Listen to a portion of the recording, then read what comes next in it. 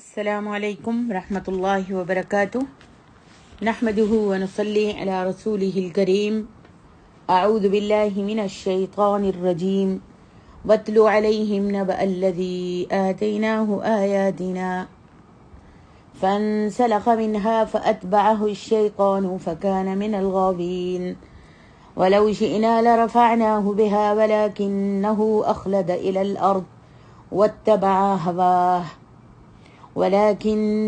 أخلد إلى الأرض واتبع هواه فمثله كمثل الكلب إن تحمل عليه يلهث أو تتركه يلهث ذلك مثل القوم الذين كذبوا بآياتنا فاقصص القصص لعلهم يتفكرون ساء مثلا القوم الذين كذبوا بآياتنا وأنفسهم كانوا يظلمون من يهد الله فهو المهتدي ومن يضلل فأولئك هم الخاسرون ولقد ذرأنا لجهنم كثيرا من الجن والإنس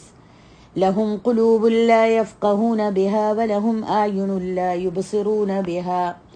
وَلَهُمْ آذَانٌ لَا يَسْمَعُونَ بِهَا أُولَئِكَ كَالْأَنْعَامِ بَلْ هُمْ أَضَلُّ أُولَئِكَ هُمُ الْغَافِلُونَ وَلِلَّهِ الْأَسْمَاءُ الْحُسْنَى فَادْعُوهُ بِهَا وَذَرُوا الَّذِينَ يُلْحِدُونَ فِي أَسْمَائِهِ سَيُجْزَوْنَ مَا كَانُوا يَعْمَلُونَ وَمِمَّنْ خَلَقْنَا أُمَّةٌ يَهْدُونَ بِالْحَقِّ وَبِهِ يَعْدِلُونَ وَالَّذِينَ كَذَّبُوا بِآيَاتِنَا سَنَسْتَدْرِجُهُم مِّنْ حَيْثُ لَا يَعْلَمُونَ وَأُمْلِي لَهُمْ إِنَّ كَيْدِي مَتِينٌ۔ ترجمہ سورۃ الاعراف، آیت نمبر 175 سے 183 تک۔ اعوذ باللہ من الشیطان الرجیم۔ وَاتْلُ عَلَيْهِمْ نَبَأَ الَّذِي آتَيْنَاهُ آيَاتِنَا فَانْسَلَخَ مِنْهَا۔ امام عبد الرزاق نے فرمایا ہے ارشاد باری تعالیٰ وَاتْلُ عَلَيْهِمْ نَبَأَ الَّذِي آتَيْنَاهُ آيَاتِنَا فَانْسَلَخَ مِنْهَا، اور ان کو اس شخص کا حال پڑھ کر سنا دیجئے جس کو ہم نے اپنی آیتیں عطا فرمائیں تو وہ ان سے بالکل ہی نکل گیا۔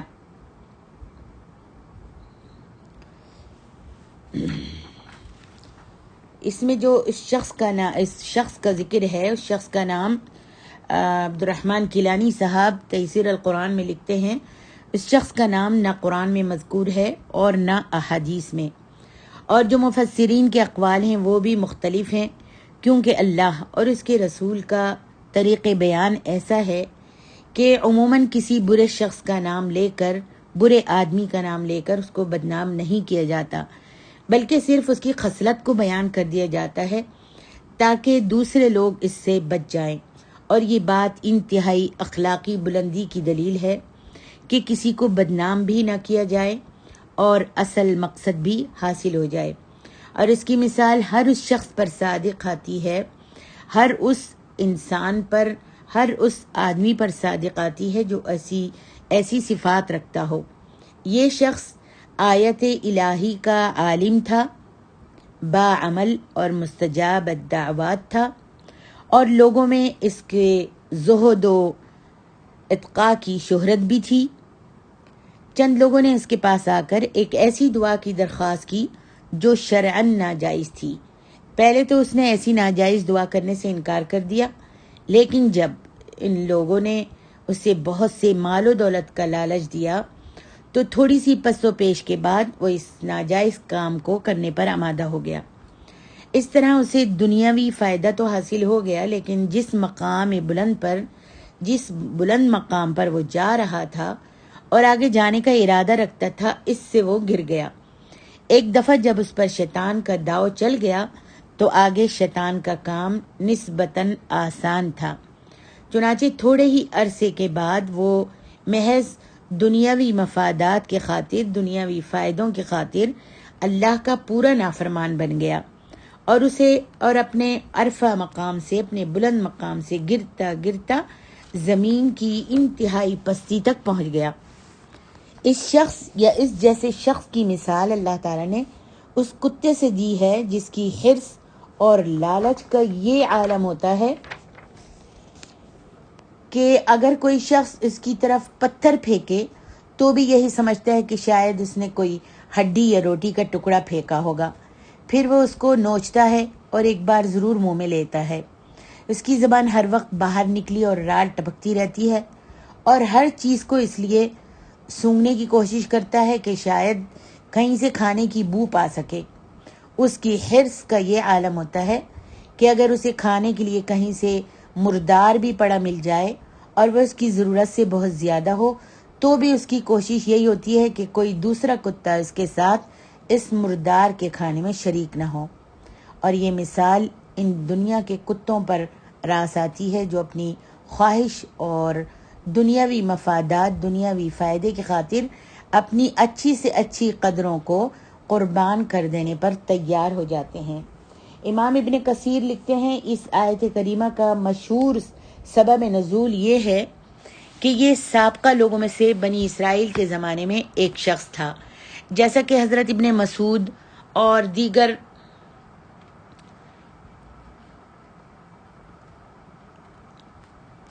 سلف کا قول ہے۔ حضرت ابن عباس کہتے ہیں کہ یہ مدینہ جبارین کا ایک شخص تھا جس کا نام بلعم تھا اور یہ اللہ تعالیٰ کا اسم اکبر جانتا تھا۔ علی بن ابو طلحہ ہی نے حضرت ابن عباس سے یہ بھی روایت کیا ہے کہ حضرت موسیٰ علیہ السلام اپنے ساتھیوں کے ساتھ جب جبارین میں آئے تو بلعم کے چچا زاد بھائیوں اور اس کی قوم کے لوگوں نے اس سے کہا کہ موسیٰ تو بہت سخت آدمی ہیں اور ان کے ساتھ بہت سے لشکر ہیں، اگر وہ ہم پر غالب آ گئے تو ہمیں ہلاک کر دیں گے، لہٰذا تم دعا کرو۔ اس بلعم سے کہا کہ تم دعا کرو، اس لیے کہ یہ مستجاب الدعوات تھا، اور ایک حدیث میں آتا ہے کہ اللہ تعالیٰ نے اس کو یہ اسم اعظم جانتا تھا، جس کی بنا پر اس اسم اعظم سے جب وہ دعا کرتا تھا تو اس کی دعا جو ہے وہ قبول کی جاتی تھی۔ اور یہ شخص جو تھا سرکش لوگوں کے ساتھ بیت المقدس میں مقیم تھا۔ تو اس نے کہا کہ موسیٰ علیہ السلام بہت سخت آدمی ہے اور ان کے ساتھ بہت سے لشکر ہیں، اگر وہ ہم پر غالب آ گئے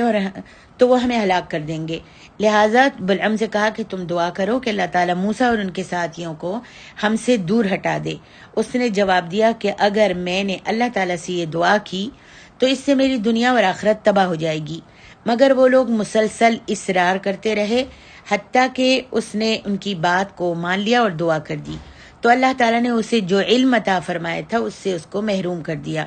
یہی معنی ہیں اس ارشاد باری تعالیٰ کے فَانْسَلَخَ مِنْهَا فَأَتْبَعَهُ الشَّيْطَانُ، تو وہ ان کی پابندی سے نکل گیا، پھر شیطان نے اس کو پیچھے لگا لیا۔ ارشاد باری تعالیٰ ہے وَلَوْ شِئْنَا لَرَفَعْنَاهُ بِهَا وَلَكِنَّهُ أَخْلَدَ إِلَى الْأَرْضِ وَاتَّبَعَ هَوَاهُ، اور اگر ہم چاہتے تو ان آیتوں سے اس کے درجے کو بلند کر دیتے، مگر وہ تو پستی کی طرف مائل ہو گیا تھا اور اپنی خواہش کے پیچھے چل پڑا تھا۔ یعنی اللہ تعالیٰ نے ارشاد فرمایا ہے کہ اگر ہم چاہتے تو ان آیات کے ساتھ جو ہم نے اسے عطا کی تھیں دنیا کی گندگیوں کے ساتھ ملوث ہونے سے محفوظ رکھتے، لیکن وہ تو دنیا کی زیب و زینت کی طرف مائل ہو گیا، دنیا کی لذتوں اور نعمتوں کے حصول کو اس نے مقصود قرار دے لیا، اور دنیا نے اسے اسی طرح فریب دیا جیسا کہ اس نے دیگر بہت سے کم عقلوں اور بے وقوفوں کو فریب خوردہ کر دیا تھا۔ یہاں اللہ تبارک و تعالی نے اس میں تفسیر ابن کثیر میں کافی طویل قصہ ہے بلعام بن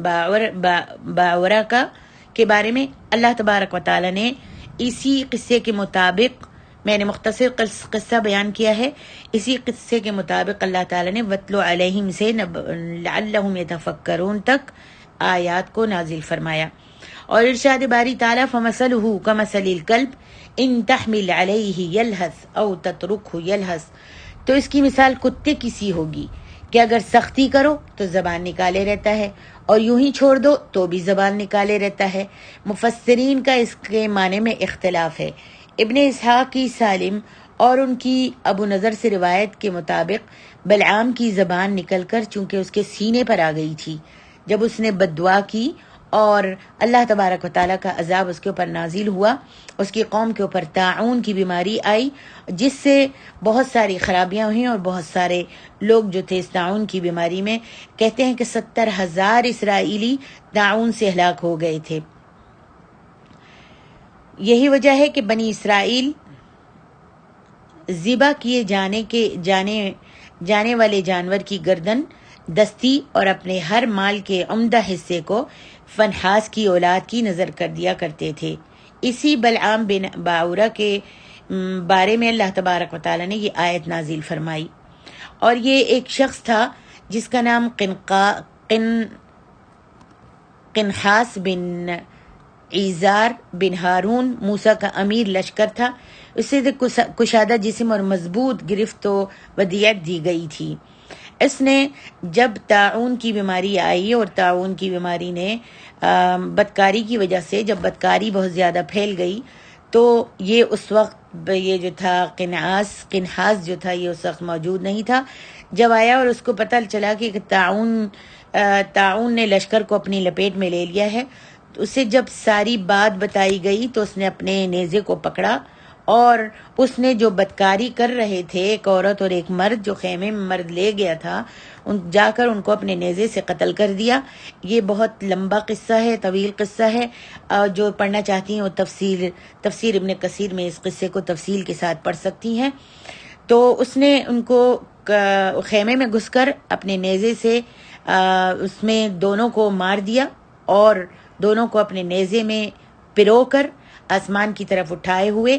اپنے ہاتھ سے پکڑے ہوئے اور کوہنی کو اس نے سہارے کے لیے اپنے پہلو کے ساتھ لگایا ہوا تھا اور نیزے کو اپنے جبڑے کا سہارا بھی دیا ہوا تھا. یہ عیزار کا بڑا بہادر بیٹا تھا. اس نے نیزے کو آسمان کی طرف اچھالتے ہوئے کہا کہ اے اللہ جو تیری نافرمانی کرتا ہے اس کے ساتھ ہم یہی سلوک کرتے ہیں. اس کے بعد اللہ تبارک و تعالی نے طاعون کی بیماری کو ان سے ختم کر دیا. اور یہ جو بلعام بن باورہ ہے اس کی زبان جو تھی وہ نکل کر سینے پر آ گئی تھی، اس لیے یہ دونوں حالتوں میں کتے کے ساتھ اس کی تشبیہ بالکل ظاہر ہے. اس کا ایک معنی یہ بھی بیان کیا گیا ہے کہ ضلالت و گمراہی اور اسی کو اختیار کیے رکھنے اور ایمان کی طرف دعوت دینے سے فائدہ نہ اٹھانے کے اعتبار سے اس کی مثال کتے کی سی ہے کہ اس پر سختی کرو تو پھر بھی ہانپتا ہے اور نہ کرو تو پھر بھی اپنی زبان باہر نکالے رکھتا ہے. اسی طرح اس شخص کو بھی نصیحت کی جائے یا نہ کی جائے، ایمان کی دعوت دی جائے یا نہ دی جائے، دونوں حالتیں جو ہیں وہ برابر ہیں.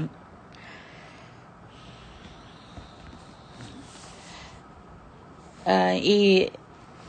عبد الرحمن کیلانی صاحب تیسیر القرآن میں لکھتے ہیں ان تحمل علیہ یلحظ او تترکہ یلحظ. ان الفاظ میں اللہ تعالیٰ نے کتے کی دو حالتیں بیان فرمائیں، ایک اضطراری دوسری اختیاری. یعنی ہر حال میں وہ زبان منہ سے باہر نکالے رکھتا ہے اور ہانپتا رہتا ہے. دنیا کے کتے کی بھی یہی کیفیت ہوتی ہے. ایک دفعہ جو شیطان کے پھندے میں آ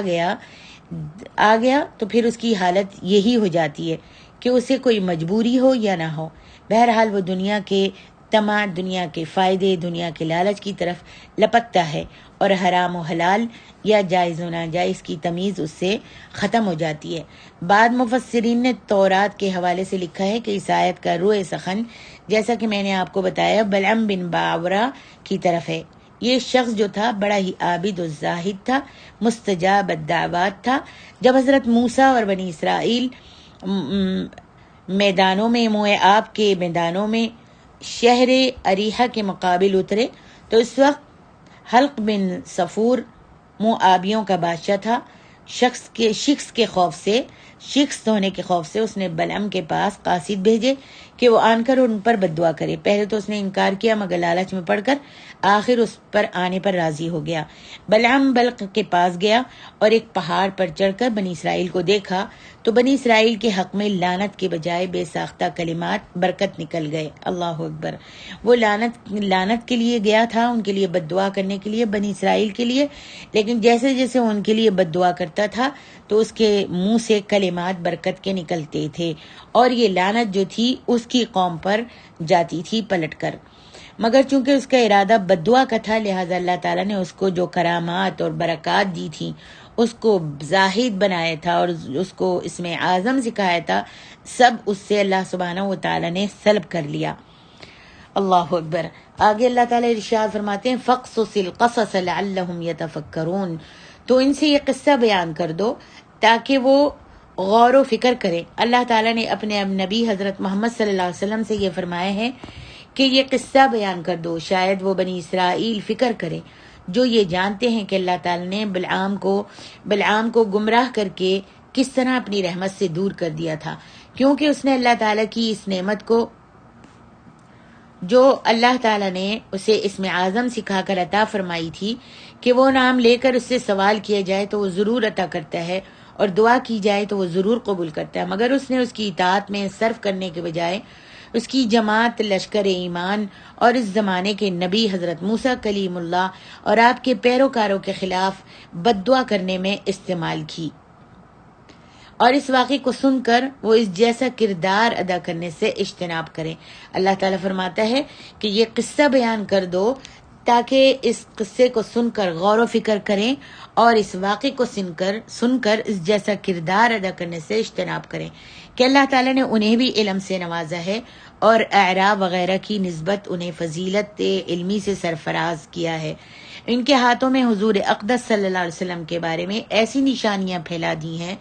جن سے وہ آپ کو اس طرح پہچانتے ہیں جس طرح یہ اپنے بیٹوں کو جانتے ہیں، لہذا انہیں چاہیے کہ یہ دوسرے لوگوں کی نسبت سب سے پہلے آپ کی اطاعت و فرمانبرداری بجا لائیں اور آپ کی تائید و حمایت میں اٹھ کر کھڑے ہوں، جیسا کہ آپ کے بارے میں ان کے انبیاء کرام نے بھی انہیں اطلاع دی ہے اور آپ کی اطاعت اور فرمانبرداری بجا لانے کا حکم بھی عطا فرمایا ہے۔ یہی وجہ ہے کہ ان میں سے جس نے بھی اللہ اپنی کتاب کی مخالفت کی، اس میں لکھی ہوئی کتابوں کو چھپایا اور ان کے بارے میں لوگوں کو نہیں بتایا، تو اللہ تعالیٰ نے اسے دنیا ہی میں ذلت اور رسوائی میں مبتلا کر دیا، آخرت کی ذلت اور رسوائی اور تباہی و بربادی اس کے علاوہ ہوگی۔ فرمایا ساء مثلا القوم الذین کذبوا بآیاتنا، جن لوگوں نے ہماری آیتوں کی تکذیب کی ان کی مثال بری ہے کہ انہیں ان کتوں کے ساتھ تشبیہ دی گئی ہے کہ جن کی زندگی کا مقصد صرف کھانا پینا اور نفس پرستی ہوتا ہے، خواہش پرستی ہوتا ہے۔ اسی طرح جو شخص بھی علم اور ہدایت سے باہر نکل جائے، شہوت پرستی کو اختیار کر لے اور خواہشات نفس کا بندہ بن جائے، تو اس کی مثال کتے کی سی ہے جو بدترین مثال ہے۔ اسی وجہ سے صحیح حدیث میں ہے کہ نبی علیہ الصلاۃ والسلام نے فرمایا، صحیح بخاری کی حدیث ہے، فرمایا لیس لنا مثل السوء، ہمارے لیے بری مثال نہیں ہے، لیکن جو شخص کسی چیز کو دے کر واپس لے لے، یعنی کسی کو ہدیہ دے کر، گفٹ دے کر، کسی کو کچھ دے کر واپس لے لے، تو اس کی مثال ایسے ہے جیسے کتا اپنی قے کو، اپنی الٹی کو چاٹ لے۔ اور فرمان الہی وَأَنفُسَهُمْ كَانُوا يَظْلِمُونَ، انہوں نے نقصان کیا تو اپنا ہی کیا، یعنی اللہ تعالیٰ نے ان پر کوئی ظلم نہیں کیا بلکہ انہوں نے اپنے آپ پر خود ہی ظلم کیا کہ ہدایت کی اتباع اور اپنے مولا کی اطاعت سے روگردانی کی منہ پھیرا، عارضی اور فانی دنیا کو اپنا مقصود قرار دے لیا اور نفسانی خواہشوں اور لذت پرستیوں کو اپنا اوڑھنا اور بچھونا بنا لیا۔ واللہ اعلم۔ آگے ارشاد ربانی ہے من یہد اللہ فہو المہتدی ومن یضلل فاولئک هم الخاسرون، جسے اللہ ہدایت دے تو وہی ہدایت پانے والا ہے اور جسے اللہ گمراہ کر دے تو یہی لوگ خسارہ پانے والے ہیں۔ اس کے بارے میں تیسیر القرآن میں عبد الرحمن کیلانی صاحب لکھتے ہیں، انسان کو اس کا علم و فضل صرف اس صورت میں فائدہ دے سکتا ہے جبکہ اللہ کی طرف سے اس علم پر عمل کرنے کی توفیق بھی نصیب ہو، لہذا کسی بھی شخص کو اپنی علمی قابلیت اور فضیلت پر فخر نازا نہیں ہونا چاہیے، فخر نہیں کرنا چاہیے، بلکہ عقل کی کجروی سے بچنے اور سیدھی راہ پر چلنے کی توفیق کے لیے اللہ سبحانہ و تعالیٰ سے دعا بھی کرتے رہنا چاہیے، کیونکہ شیطان علم کی راہ سے بھی انسانوں کو گمراہ کر سکتا ہے، جس کی دلیل یہ ہے کہ سب گمراہ فرقوں کے قائدین عموماً ذہین اور فتین اور عالم لوگ ہی ہوا کرتے ہیں۔ آگے ارشاد ربانی ہے وَلَقَدْ ذَرَأْنَا لِجَهَنَّمَ كَثِيرًا مِنَ الْجِنِّ وَالْإِنسِ لہم قلوب لا یفقہون بہا وَلَهُمْ أَعْيُنٌ لَا يُبْصِرُونَ بِهَا، اور تحقیق ہم نے بہت سے جن اور انسان دوزخ کے لیے پیدا کیے ہیں، یعنی ہم نے انہیں دوزخ کے لیے پیدا کیا ہے کہ وہ دوزخیوں جیسے کام کریں گے۔ اللہ تعالیٰ نے جب مخلوق کو پیدا کیا تو وہ ان کے پیدا کرنے سے پہلے ہی یہ جانتا تھا کہ وہ کس طرح کے عمل کریں گے، اور اپنے اس عمل کے مطابق ہی اس نے آسمانوں اور زمین کی تخلیق سے بھی 50,000 سال پہلے ان تمام باتوں کو اپنے پاس ایک کتاب میں لکھ لیا تھا، جیسا کہ صحیح مسلم میں حضرت عبداللہ بن عمرو سے روایت ہے کہ نبی علیہ الصلاۃ والسلام نے فرمایا کتب اللہ مقادیر الخلائق قبل ان يخلق السماوات والارض ب50,000 سنہ قال وعرشہ علی الماء، اللہ تعالیٰ نے مخلوق کی تقدیر کو آسمانوں اور زمین کی تخلیق سے 50,000 سال پہلے تحریر فرما دیا تھا، اور آپ نے فرمایا کہ اس کا عرش جو تھا وہ پانی پر تھا۔ اس کے بارے میں اور بھی بہت سی احادیث ہیں۔ تقدیر کا مسئلہ بہت اہم ہے لیکن اس کی تفصیل کا یہ موقع نہیں ہے۔ فرمایا لہم قلوب لا یفقہون بہا وَلَهُمْ أَعْيُنٌ لَا يُبْصِرُونَ بِهَا وَلَهُمْ آذَانٌ لَا يَسْمَعُونَ بِهَا، ان کے دل ہیں لیکن ان سے یہ سمجھتے نہیں، ان کی آنکھیں ہیں مگر ان سے یہ دیکھتے نہیں، اور ان کے کان بھی ہیں پر ان سے یہ سنتے نہیں، یعنی اپنے ان اعضاء سے فائدہ حاصل نہیں کرتے جن کو اللہ سبحانہ و تعالی نے ہدایت کا سبب بنا کر بھیجا ہے۔ یعنی جنوں اور انسانوں کو ہم نے دل و دماغ اس لیے دیے تھے کہ وہ غور و فکر سے کام لیں، آنکھیں اس لیے دی تھیں کہ ان سے اللہ کی نشانیوں کو دیکھیں، کان اس لیے دیے تھے کہ ان سے اللہ کا کلام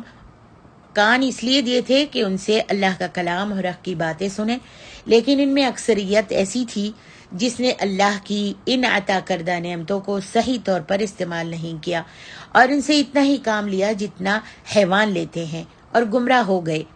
جس کے نتیجے میں انہیں جہنم میں داخل کیا جائے گا۔ اور یہ پہلے بتلایا جا چکا ہے کہ اسباب کو اختیار کرنا انسان کے اپنے اختیار میں ہے، اور اسی اختیار کے بدلے انہیں جزا یا سزا ملے گی۔ رہے ان اسباب کے مسببات یا نتائج، تو ان نتائج پر صرف اللہ کا اختیار ہے۔ مثلا اگر اللہ چاہے تو اس جہنم میں داخل ہونے والی اکثریت میں سے کسی کو معاف بھی کر سکتا ہے، لہذا ان مسببات کی نسبت کرنے والوں کی طرف بھی ہو سکتی ہے کیونکہ انہوں نے ایسے اسباب اختیار کیے تھے، اور اللہ تعالیٰ کی طرف بھی کیونکہ مسببات کا خالق وہ ہے۔ اس آیت کا یہ مطلب ہرگز نہیں کہ اللہ نے جنوں اور انسانوں کو پیدا کرتے وقت یہ ٹھان لیا تھا کہ ان کی اکثریت کو جہنم میں داخل کرنا ہے، بلکہ اللہ کا تو جنوں اور انسانوں کی پیدائش سے مقصد یہ ہے کہ وہ اس کی عبادت کریں۔ اس آیت سے بظاہر یہ معلوم ہوتا ہے کہ جب اللہ تعالیٰ نے جنوں اور انسانوں کی اکثریت یا کثیر تعداد کو پیدا ہی اس لیے کیا تھا کہ انہیں جہنم میں داخل کیا جائے، تو اس میں جنوں اور انسانوں کا کیا قصور ہے؟ اس شبے کے ازالے کے لیے اسی صورت کے آیت نمبر 24 کی تفسیر جو ہے آپ پڑھ سکتی ہیں تیسیر القرآن میں انشاءاللہ، اور اس کی تفصیل جو ہے آپ معلوم کر سکتی ہیں۔ آگے ارشاد ربانی ہے اولئک کالانعام اولئک کالانعام بل هم اضل، یہ جو ہیں جانوروں جیسے ہیں، یہ لوگ بالکل چوپایوں کی طرح ہیں بلکہ ان سے بھی بھٹکے ہوئے ہیں، یہی وہ ہیں جو غفلت میں پڑے ہوئے ہیں۔ فرمائے کہ یہ چوپایوں کے جیسے ہیں، بلکہ چوپایوں سے بھی 4 پایوں والا جو جانور ہے نا، 4 پیروں والا، اس سے بھی گزرے ہیں، اس لحاظ سے کہ چوپایوں کو تو عقل و تمیز عطا ہی نہیں کی گئی، لہذا وہ ہدایت کی راہ تلاش کرنے یا اس پر چلنے کے مکلف ہی نہیں ہے، جبکہ انسان کو اللہ تعالیٰ نے ہدایت کی راہ تلاش کرنے اور روحانی کمال تک پہنچنے کے لیے ایسی قوتیں عطا کی ہیں، پھر بھی اگر وہ ان سے کام نہیں لیتا اور گمراہ ہوتا ہے تو وہ چوپایوں سے بھی یعنی ان جانوروں سے بھی بدتر ہوا۔ اللہ سبحانہ تعالیٰ فرماتے ہیں آگے وَلِلَّهِ الْأَسْمَاءُ الْحُسْنَى فَادْعُوهُ بِهَا، اللہ تعالیٰ کا ذاتی نام صرف اللہ ہے، باقی اس کے جتنے بھی نام ہیں سب صفاتی ہیں۔ صحیح احادیث میں آتا ہے کہ اللہ سبحانہ و تعالیٰ نے فرمایا ان للہ 99 اسما 100 الا واحدہ من احصاها دخل الجنہ وهو وتر يحب الوتر، بے شک اللہ سبحانہ و تعالیٰ کے 99 نام ہیں، ایک کم 100، جو انہیں یاد کرے گا وہ جنت میں داخل ہوگا۔ اللہ تعالیٰ وطر ہے اور وہ وطر کو پسند کرتا ہے۔ اس حدیث کو امام بخاری و مسلم نے بیان کیا ہے۔ اور یاد رکھنا چاہیے کہ اللہ تعالیٰ کے اسماء حسنی صرف 99 ہی میں منحصر نہیں ہے۔ اس کی دلیل وہ روایت ہے جسے امام احمد نے مسند میں حضرت عبداللہ ابن مسعود رضی اللہ عنہ سے روایت کیا ہے کہ نبی علیہ الصلاۃ والسلام نے فرمایا، جس شخص کو جب بھی کوئی غم و حزن لاحق ہو اور وہ یہ دعا پڑھے، اللہم انی عبدک وابن عبدک وابن امتک ناصیتی بیدک ماض فی حکمک عدل فی قضاؤک اسألک بکل اسم هو لک سمیت به نفسک او علمته احدا من خلقک او انزلته فی کتابک او استأثرت به فی علم الغیب عندک ان تجعل القرآن العظیم ربیع قلبی ونور صدری وجلاء حزنی وذهاب ہمی الا اذهب اللہ ہمه وحزنه وابدله مكانه فرحا فقيل يا رسول الله ألا نتعلمها فقال بلى ينبغي لمن سمعها ان يتعلمها۔ یہ دعا آپ سب بھی یاد کر لیجئے، اللہم انی عبدک، اور یہ حسن مسلم میں بھی موجود ہے، اور اس کا معنی جو ہے بہت ہی خوبصورت ہے، جس کے معنی ہے کہ میں اللہ تبارک و تعالیٰ کے نام سے، ہر اس نام کے وسیلے سے جسے تو نے خود اپنا نام رکھا یا اسے اپنی مخلوق میں سے کسی کو سکھایا، اپنی کتاب میں نازل فرمایا، تو نے اسے علم غیب میں اپنے پاس ہی محفوظ رکھا، میں تجھ سے یہ سوال کرتا ہوں کہ تو قرآن عظیم کو میرے دل کی بہار، میرے سینے کا نور، میرے غم کا ازالہ اور میری پریشانی کو دور کرنے کا مداوع بنا دے، آمین۔ تو اللہ تعالیٰ ضرور اس کی مصیبت، پریشانی اور غم و فکر کو دور فرما کر اسے خوشی اور مسرت سے بدل دے گا۔ عرض کی گئی، اللہ کے رسول، کیا ہم اس دعا کو سیکھ نہ لیں؟ فرمایا، جو بھی مسلمان اس دعا کو سنے اسے چاہیے کہ اس کو ضرور سیکھ لے۔ آپ سب بھی اس دعا کو یاد کیجیے۔ ارشادی باری تعالیٰ ہے، وَذَرُوا الَّذِينَ يُلْحِدُونَ فِي أَسْمَائِهِ، اور جو لوگ اس کے ناموں میں کجی، ٹیڑھا پن اختیار کرتے ہیں ان کو چھوڑ دو۔ عوفی نے حضرت ابن عباس سے روایت کیا کہ ملحدین کا الحاد یہ ہے کہ اللہ تعالیٰ کے اسماء حسنہ میں انہوں نے لات کو بھی شامل کر دیا۔ ابن جریج نے مجاہد سے روایت کیا کہ انہوں نے عزیز سے عزا، اللہ سے لات کو مشتق کر لیا، عزیز سے عزا اور اللہ سے لات کو مشتق کر لیا۔ امام قتادہ فرماتے ہیں کہ یلحدون کے معنی یہ ہیں کہ وہ اللہ کے اسماء میں شرک کرتے ہیں، اللہ کی صفات کے ساتھ، اللہ کے ناموں کے ساتھ شرک کرتے ہیں۔ عربی زبان میں الحاد کے اصل معنی اعتدال سے اعراض کر کے دوسری طرف جھک جانا، ظلم کرنا اور منحرف ہو جانا ہے۔ قبر کی لحد کو بھی اسی لیے لحد کہا جاتا ہے کہ وہ گڑھے کی سمت سے قبلے کی جہت جھکی ہوتی ہے۔ واللہ اعلم۔ اللہ سبحانہ و تعالیٰ آگے ارشاد فرماتے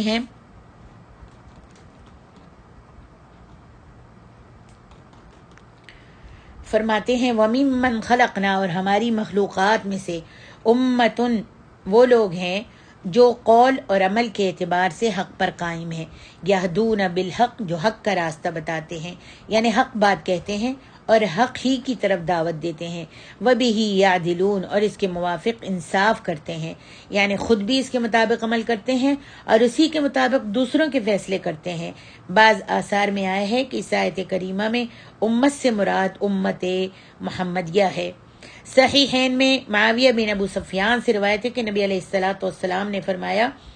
میری امت کا ایک گروہ قیامت تک حق کے ساتھ غالب رہے گا، اسے رسوا کرنے والا یا اس کی مخالفت کرنے والا اسے کوئی بھی نقصان نہیں پہنچا سکے گا۔ ایک روایت میں یہ الفاظ بھی کہ وہ غالب ہی رہے گا حتیٰ کہ اللہ تعالیٰ کا حکم آ جائے، امر آ جائے، اور ایک روایت میں یہ بھی ہے کہ یہ گروہ شام میں ہوگا۔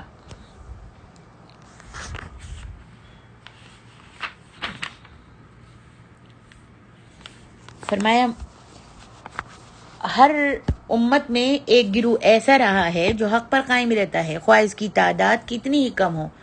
اور یہ اس لیے کہ ہر وقت اللہ تعالیٰ کی طرف سے لوگوں پر اتمام حجت ہوتی رہے۔ چنانچہ امت محمدیہ کے متعلق بھی نبی علیہ الصلاۃ والسلام نے فرمایا کہ میری امت 73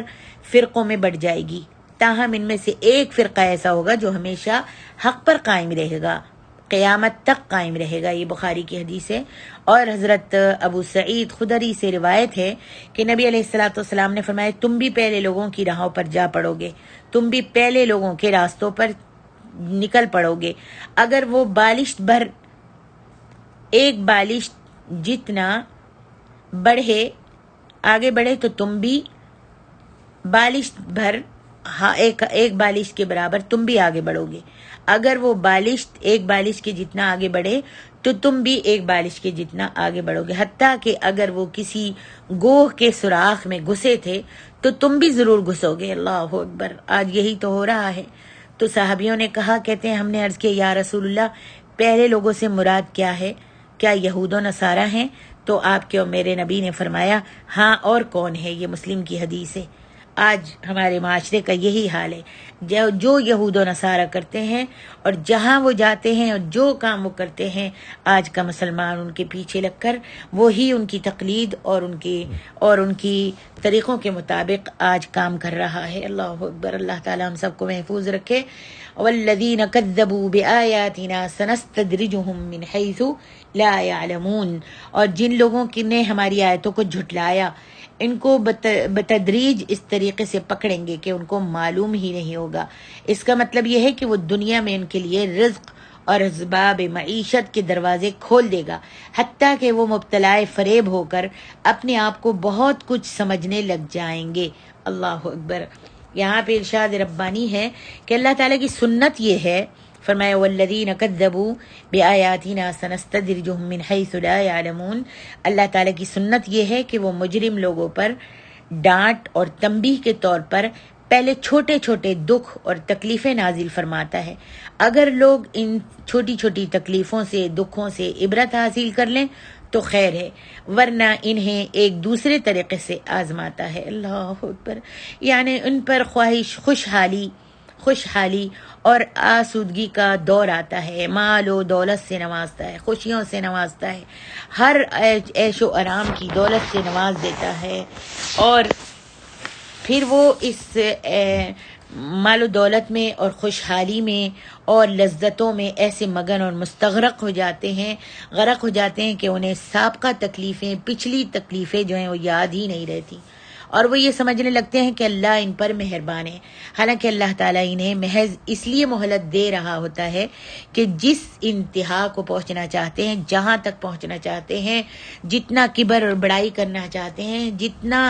اللہ سے منہ موڑنا چاہتے ہیں، پہنچ جائیں، منہ موڑ لیں، تو پھر کیا ہوتا ہے کہ یکدم انہیں ان کے انجام سے اللہ تعالیٰ دوچار کر دیتا ہے اور پکڑ لیتا ہے۔ اس وقت لوگوں کو کوئی طاقت اللہ کے عذاب سے بچا نہیں سکتی۔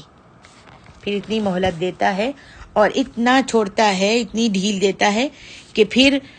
لوگوں کو کوئی بھی طاقت، نہ مال کی، نہ دولت کی، نہ عیش و آرام کی، کوئی دولت بھی ان کو، کوئی طاقت بھی اللہ کے عذاب سے بچا نہیں سکتی۔